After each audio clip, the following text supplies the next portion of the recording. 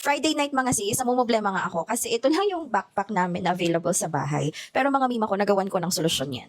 Dahil nga yan dito sa travel organizer na meron ako mga mima ko. Ito, 3 pairs na to mga sis. 3 pairs ng pantulog namin, tapos 3 pairs ng pangpalit namin. Actually, itong suot ko. So, yung nandito ngayon ay 3 pairs ng pantulog, tapos 3 pairs din ng ginamit namin kahapon mga mima ko. Tapos, meron ako ditong isa pang lalagyan na ng mga toiletries namin. Lotion, shampoo, sabon, toothbrush, toothpaste, ang mga Gatsby ganon, and skincare. So, mga mima ko, eto, nagkasya to lahat sa bag namin. Actually, yung ibang space, nilagay ko pa yung jacket ni Amira doon, mga mima ko. Pero yung mga bulky na jacket, hindi ko na siya nilagay dito kasi sobrang lalaki talaga nila.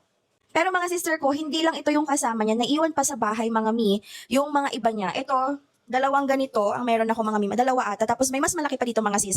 Tapos itong dalawa na to. And then may lalagyanan pa ng shoes. And ito mga mima ko, di ba ganyan siya? Pwede nyo pa yung paliitan as in, ayan oh, parang medyo pasikipan pa siya para mapitpit, di ba? Idagdag ko lang pala mga mima ko, syempre kasama rin ng mga undies doon. So nagkasya yun mga mima ko, even may extra pa si Amira na isang pair ng damit. Tapos mga pamunas, ganon. Kaya very essential talaga to kapag nagta-travel kayo mga mima ko. Kaya kung gusto nyo nga ng travel organizer mga mima ko, check nyo dyan sa yellow basket ko, mag-check out na kayo. Bye!